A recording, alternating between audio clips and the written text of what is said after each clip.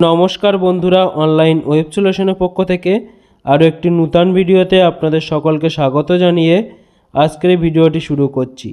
বন্ধুরা, আপনারা যারা এই রোজভ্যালি নামক চিটফান্ডে টাকা জমা করিয়েছিলেন, সেই টাকা ফেরত পাওয়ার জন্য কোর্টের নির্দেশে একটি বিশেষ কমিটি গঠন করা হয় এবং এই কমিটির মাধ্যমে রোজভ্যালির সমস্ত সম্পত্তি বিক্রি করে আমানতকারীদের টাকা ফেরত দেওয়ার নির্দেশ জানায় হাইকোর্ট। এবং সেই নির্দেশ অনুসারে একটি বিশেষ কমিটির মাধ্যমে একটি ওয়েবসাইট চালু করেন। তার মাধ্যমে অনলাইনে টাকা ফেরত পাওয়ার জন্য অনলাইনে আবেদন পদ্ধতিটি চালু করেন এবং যে ওয়েবসাইটটি চালু করা হয়েছিল সেই ওয়েবসাইটটি বেশ কিছুদিন ধরে বন্ধ ছিল এবং সেখানে অনলাইনে আবেদন করা যাচ্ছিল না। কিন্তু 20 তারিখ থেকে আবার সেই ওয়েবসাইটটি কিন্তু পুনরায় চালু করা হয়েছে এবং সেই পোর্টালটিতে যা কিছু সমস্যা ছিল সেগুলি কিন্তু ঠিক করে দেওয়া হয়েছে। তো এবার ওই ওয়েবসাইটটিতে কিন্তু আবার পুনরায় অনলাইনে আবেদন করা যাচ্ছে। এবার আপনার এই ওয়েবসাইটটিতে যখন অনলাইনে আবেদন করতে যাবেন তখন আপনার ডকুমেন্টস আপলোড অপশান আসবে। তার পরবর্তীতে যে 6 নম্বর কলমটি আছে সেখানে আপনারা দেখতে পাবেন যে ক্যান্সেল চেক বা ফটোকপি অফ চেকবুক, অর্থাৎ যে ব্যক্তি এই রোজভ্যালির টাকা ফেরত পাওয়ার জন্য অনলাইনে আবেদন করতে চান সেই ব্যক্তির ক্যান্সেল চেকবুকের ফটোকপি এখানে আপলোড করাতে হবে।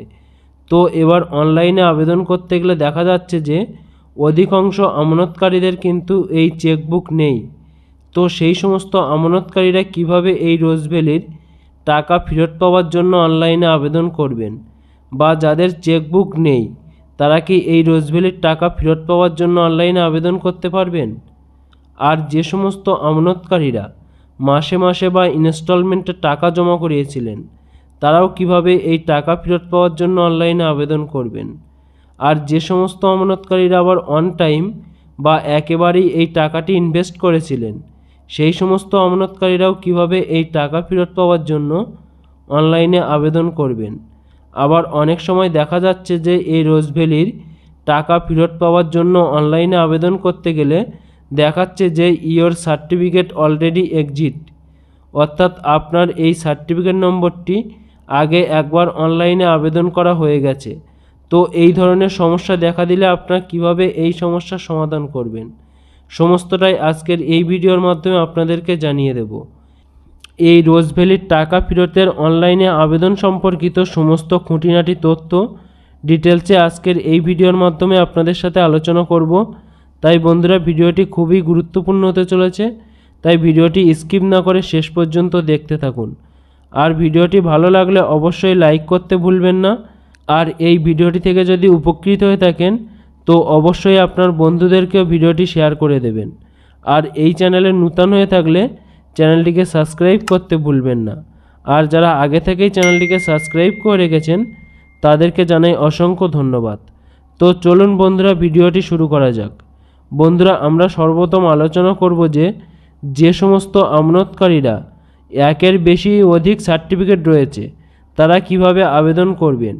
তো সেই সমস্ত আবেদনকারীদেরকে প্রতিটি সার্টিফিকেটের জন্য আলাদা আলাদাভাবে আবেদন করতে হবে। প্রথম একটি সার্টিফিকেটের জন্য আবেদন করতে হবে, তার পরবর্তীতে আবার অন্য আরেকটি সার্টিফিকেটের জন্য সেই একইভাবে আবেদন করতে হবে। দেখুন, এবার যে সমস্ত আমানতকারীরা মাসে মাসে ইনস্টলমেন্টে টাকা জমা করিয়েছিলেন তারা এই ডিটেলস অফ ইনভেস্টমেন্ট এই কলমটি কিভাবে পূরণ করবেন, আর যারা অন টাইমে ইনভেস্ট করেছিলেন তারাও কিভাবে এই ডিটেলস অফ ইনভেস্টমেন্ট এই অপশানটি ফিল আপ করবেন। দেখুন, এখানে সর্বপ্রথম আপনারা যে সিরিয়াল নম্বরটি দেখতে পাবেন তার পরবর্তীতে ইনভেস্টমেন্ট সার্টিফিকেট নাম্বার বা বন্ড নাম্বার, এটি আপনার রোজভ্যালি সার্টিফিকেট থেকে পেয়ে যাবেন। সেই সার্টিফিকেটের এই অপশান থেকে এই নাম্বারটি দেখে আপনারা বসিয়ে দেবেন। তার পরবর্তীতে name of the certificate holder, অর্থাৎ যে ব্যক্তির নামে এই সার্টিফিকেটটি আছে সেই ব্যক্তির নামটি এখানে দিয়ে দেবেন। সার্টিফিকেটের যে নামের বানান যেভাবে লেখা আছে সেইভাবে একইভাবে এই অপশানটিতে দেখে দেখে আপনারা এখানে বসিয়ে দেবেন। তার পরবর্তীতে দেখুন যে আমানতের তারিখ বা ডেট অফ ইনভেস্টমেন্ট, অর্থাৎ আপনি যে তারিখে এই রোজভ্যালি টাকাটি ইনভেস্ট করেছিলেন সেই তারিখটি এখানে দিতে হবে। অর্থাৎ আপনার রোজভ্যালির যে সার্টিফিকেটটি আছে সেখানে যে সার্টিফিকেট যে বুকিং ডেট আছে সেই ডেটটি এখান থেকে দেখে আপনারা বসিয়ে দেবেন। তার পরবর্তীতে দেখতে পাবেন যে আমানতের পরিমাণ। এবার দেখুন, আপনি যদি এখানে অন টাইম ইনভেস্টমেন্ট করে থাকেন তাহলে আপনার অন টাইমে যে টাকাটি ইনভেস্ট করেছিলেন সেই টাকাটি এখানে বসিয়ে দেবেন। আর যে সমস্ত আবেদনকারীরা মাসে মাসে বা ইনস্টলমেন্টে টাকা জমা করিয়েছিলেন তাদেরকে বলবো আপনারা যে ক মাস ধরে যে ক টাকা করে দিয়েছিলেন সেই টাকাটি যোগ করে এখানে বসিয়ে দেবেন। যেমন আপনি যদি 1000 টাকা করে 15 মাস দিয়ে থাকেন তাহলে আপনার টোটাল 15,000 টাকা হচ্ছে, সেই 15,000 টাকাটি বসিয়ে দেবেন। এবার দেখুন, একটি ব্যক্তির সার্টিফিকেট আমি এখানে দেখিয়ে দিচ্ছি যে এই ব্যক্তি 300 টাকা করে 34টা ইনস্টলমেন্ট দিয়েছিলেন, অর্থাৎ এই ব্যক্তির মোট 11,400 টাকা জমা করিয়েছিলেন। অর্থাৎ অ্যামাউন্ট অফ ইনভেস্ট অপশানে এই ব্যক্তি 11,400 টাকা বসিয়ে দেবেন। এইভাবে আপনারা হিসেব করে আপনাদের যে টোটাল টাকাটি হচ্ছে সেটি আপনারা হিসেব করেই বসিয়ে দেবেন। তার পরবর্তীতে দেখুন ডেট অফ ম্যাচুরিটি, অর্থাৎ এই রোজভ্যালির সার্টিফিকেটে যে আপনার পলিসিটি যে তারিখে ম্যাচুরিটি হবে সেই তারিখটি এখানে দেখে দেখে আপনারা বসিয়ে দেবেন। তার পরবর্তীতে দেখুন যে আপনারা কোম্পানির থেকে কোনো টাকা ফেরত পেয়েছেন কিনা, অর্থাৎ আপনি যদি কোম্পানির থেকে কোনো টাকা ফেরত পেয়ে থাকেন তাহলে সেই টাকাটি এখানে বসিয়ে দেবেন। আর যদি কোনো টাকা ফেরত না পেয়ে থাকেন সেক্ষেত্রে এই অপশানটিতে আপনারা 0 বসিয়ে দেবেন। তার পরবর্তীতে দেখুন amount of principal no refund, অর্থাৎ আপনি কোম্পানির কাছ থেকে কত টাকা ফেরত পাননি। এক্ষেত্রে আপনি যদি এককালীন ইনভেস্ট করে থাকেন সেই টাকাটি আপনারা বসিয়ে দেবেন, কারণ ওই টাকাটি আপনি কোম্পানির থেকে ফেরত পাননি। বা আপনি যদি ইনস্টলমেন্টে টাকা জমা করিয়ে থাকেন তাহলে আপনি যে কটি ইনস্টলমেন্ট যে কত টাকা করে জমা করিয়েছিলেন সেই টাকাটি যোগ করেই আপনি বসিয়ে দেবেন। তার পরবর্তী যে লাস্ট অপশানটি এটি আপনারা দেখে নিন যে আপনার কোম্পানির কাছ থেকে কত টাকা প্রাপ্য, অর্থাৎ আপনি কোম্পানির কাছ থেকে কত টাকা ফেরত পেতে চান। আপনার কোম্পানির কাছে যে টাকাটি জমা করিয়েছিলেন সেই টাকাটি এই লাস্ট ঘরে বসিয়ে দেবেন। অর্থাৎ আপনাদের যে মেন টাকাটি জমা পড়েছিল এককালীন বা আপনি ইনস্টলমেন্টে জমা করিয়েছিলেন সেই টাকাটি এখানে বসিয়ে দেবেন, কেননা এই রোজভ্যালির আমানতকারীদের যে মেন টাকা সেটাই কিন্তু ফেরত দেওয়া হবে। তাই আপনারা যে টাকাটি জমা করিয়েছিলেন সেই টাকাটি এখানে বসিয়ে দেবেন। তার পরবর্তীতে সাবমিট অপশানে ক্লিক করে দেবেন। সাবমিট অপশানে ক্লিক করার পরে আপনাদেরকে কিছু ডকুমেন্টস আপলোড করতে হবে। এখানে দেখুন সর্বপ্রথম আপনাদের যে অরিজিনাল সার্টিফিকেটটি আছে রোজভ্যালির সেই সার্টিফিকেটটি আপনারা স্ক্যান করে এখানে আপলোড করিয়ে দেবেন। তার পরবর্তী অপশানটিতে দেখুন যে 2 নম্বর অপশানটিতে আপনার যদি রোজভ্যালির পলিসিটি ম্যাচুরিড হয়ে থাকে, আপনার যদি সার্টিফিকেটটি আপনি কোম্পানিতে জমা দিয়ে থাকেন, দেওয়ার পরবর্তীতে ওনারা আপনাকে যে সার্টিফিকেট বা যে কপিটি দিয়েছে সেই কপিটি এখানে আপলোড করিয়ে দেবেন। আর যদি আপনার কাছে অরিজিনাল সার্টিফিকেটটি থেকে থাকে তাহলে সেই একইভাবে 2 নম্বর অপশানটিতে আপনাদের যে অরিজিনাল সার্টিফিকেটটি সেটি আপনারা আপলোড করিয়ে দেবেন। তার পরবর্তীতে 3 নম্বর অপশানটিতে দেখুন অরিজিনাল অফ আইডেন্টিটি প্রুফ, অর্থাৎ আপনার আইডেন্টি প্রুফ হিসাবে আপনার PAN card, passport, voter ID card, Aadhaar card, driving licence যে কোনো একটি কার্ডের অরিজিনাল কপি এখানে স্ক্যান করিয়ে আপনারা আপলোড করিয়ে দেবেন।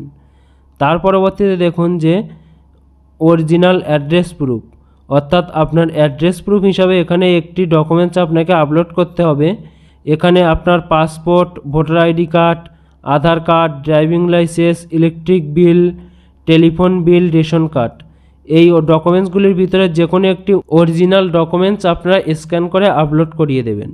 তার পরবর্তীতে দেখুন যে 5 নম্বর কলম photocopy of front page of bank passbook, অর্থাৎ আপনার যে ব্যাংকের ডিটেলসটি এখানে ফিল আপ করেছেন সেই ব্যাংকের যে প্রথম পেজের যে জেরক্স কপিটি আছে সেটা আপনারা স্ক্যান করে আপলোড করিয়ে দেবেন।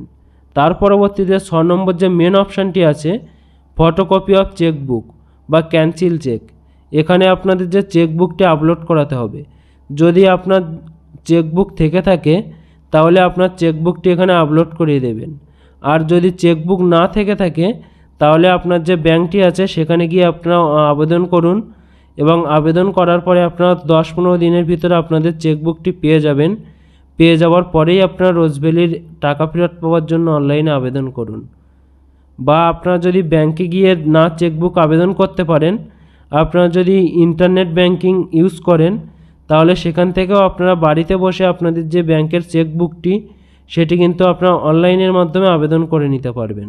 যদি কেউ এই অনলাইনের মাধ্যমে চেকবুক আবেদন করতে না পারেন বা সমস্যায় পড়েন, অবশ্যই আমাদেরকে কমেন্টের মাধ্যমে জানাতে পারেন বা আমাদের ডিসক্রিপশনে দেওয়া একটি হোয়াটসঅ্যাপ নাম্বার আমরা দিয়ে দেব, সেখানে আপনারা ডাইরেক্ট হোয়াটসঅ্যাপের মাধ্যমে আমাদেরকে মেসেজ করে জানাতে পারেন।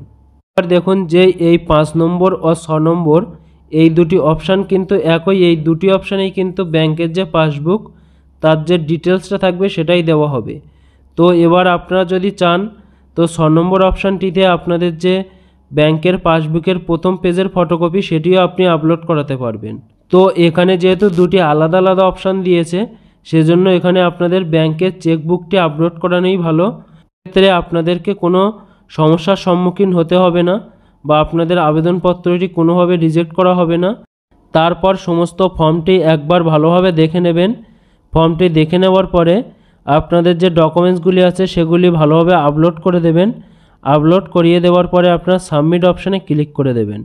সাবমিট অপশানে ক্লিক করে দেওয়ার পরে আপনাদের সামনে একটি লেখা শো করবে যে ইয়োর অ্যাপ্লিকেশান সাবমিট সাকসেসফুল।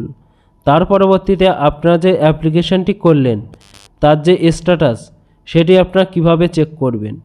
আপনার যে ডকুমেন্টস আপলোড অপশানটিতে ক্লিক করেছিলেন তার পাশেই দেখতে পাবেন আরেকটি অপশান ইনভেস্টমেন্ট, সেই অপশানটিতে আপনারা ক্লিক করে দেবেন।